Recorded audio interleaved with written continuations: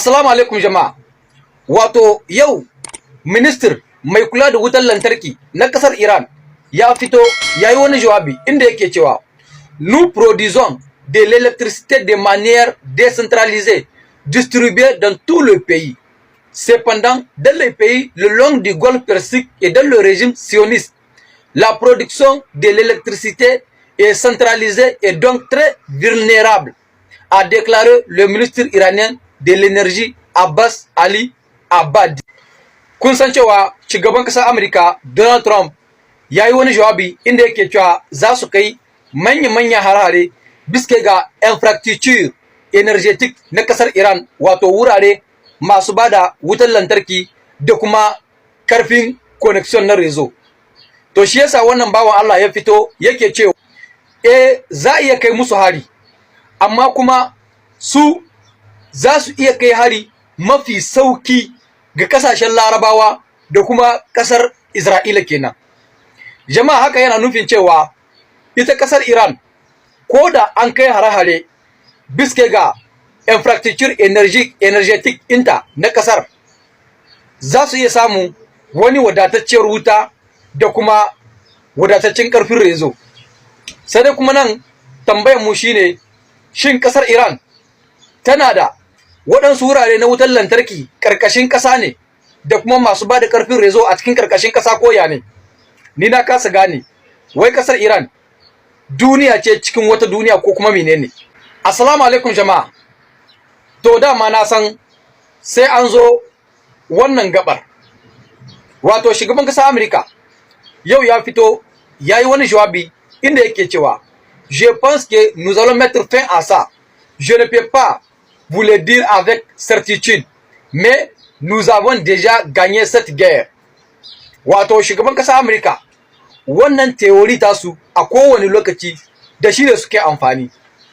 Idan sun kai mu wata ƙasa hari, shine wannan ƙasar ta tsaya ta kare mutuncinta, ta yi gaba da gaba da su.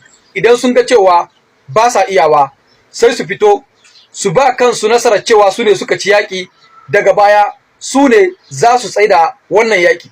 Abin tambaya nan shine, ai duk duniya ta ga abin da yake faruwa. Shin da gaske ne Amurka ta ci yaƙi, ko kuma dai kawai wata mafita ce take nema? Sannan kuma ita Iran, idan Amurka ta tsaida wannan yaƙi, shin za ta dakatar da wannan hare-haren ko a'a?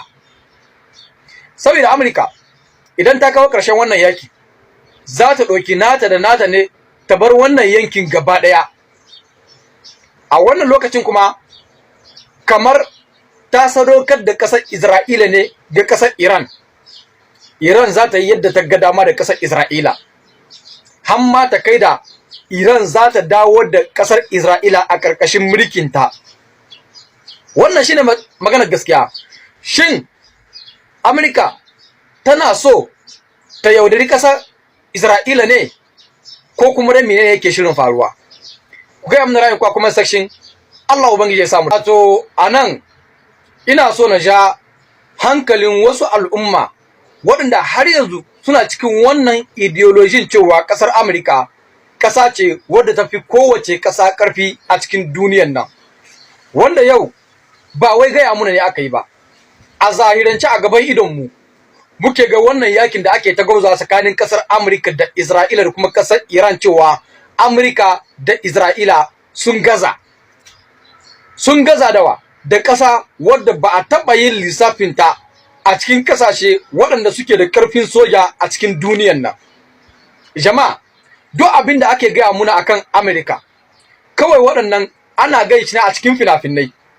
Waɗannan ku ga su Rambo su wane ne? Jama'a, a fina-finai kawai ne Amurka take da ƙarfi. Idan kuma ƙarya ne, waye zai iya gaya min ƙasa guda wadda Amurka ta ci yaƙi, ƙasa wadda take da ƙarfin soja wadda Amurka ta taɓa cin yaƙi a duniyar nan? Babu ta. Yau Amurka take kiran ƙawayenta na NATO cewa dan Allah su zo su sa mata hannu, su samu a buɗe wannan hanyar da ake kira Le Détroit d'Ormuz, kamar yadda aka rubuta. La Royal Navy britannique pilotera les efforts visant à rouvrir le détroit d'Ormuz et à garantir la sécurité du passage des navires marchands. Ce plan élaboré conjointement par le Royaume-Uni et la France sollicite le soutien des États-Unis.